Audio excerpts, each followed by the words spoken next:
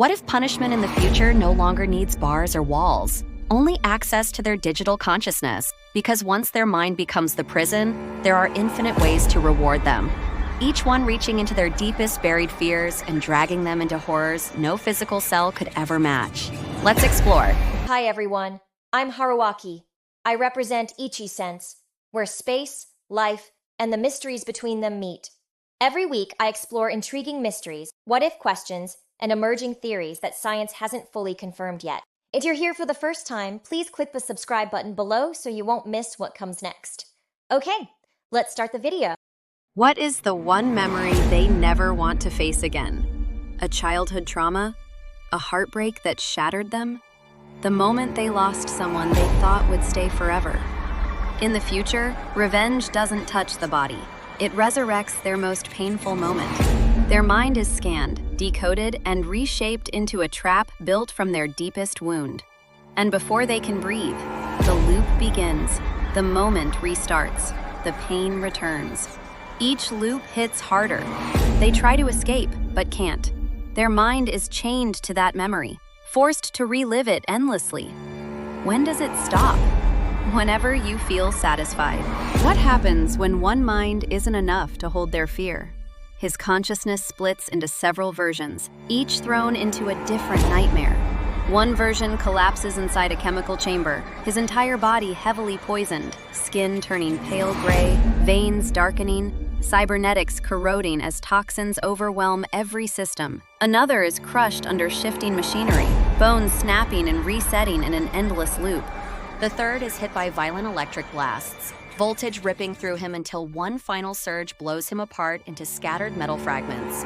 Each fragment thinks it suffers alone, but when the cycle ends, every version of him slams back into a single mind, all pain fused, multiplied, impossible to escape. And he realizes the only escape might be your forgiveness. But will you? Adding or multiplying senses is the obvious way to make someone suffer. But what happens when you remove their senses instead? They awaken in a place with no sight, no sound, no voice. A world where even their own scream disappears. What happens to a mind when touch is the only sense left? Something brushes their arm, breathe sounds move around their ears, and every faint contact feels deliberate, alive. They can't see it, they can't hear it. They only feel something crawling across their body in the dark. Their imagination fills the void with shapes, hands, claws, creatures, each touch more convincing than the last. How long before fear becomes the only reality they have? Here, the torture isn't from what's there, but from what their mind decides is touching them. One moment, if you haven't subscribed yet, feel free to like and subscribe. All right, let's continue. Ever wondered what it feels like when someone is forced to confront the full impact they caused? They are placed directly into the victim's experience. Every detail the victim lived, every emotion they felt, all recorded with precision and now transferred into their mind. What happens when the person they hurt becomes the lens they see through? Fear, heartbreak, betrayal. Each emotion hits exactly as the victim once endured it. If the victim isn't just one person, we want to be fair. Every experience counts.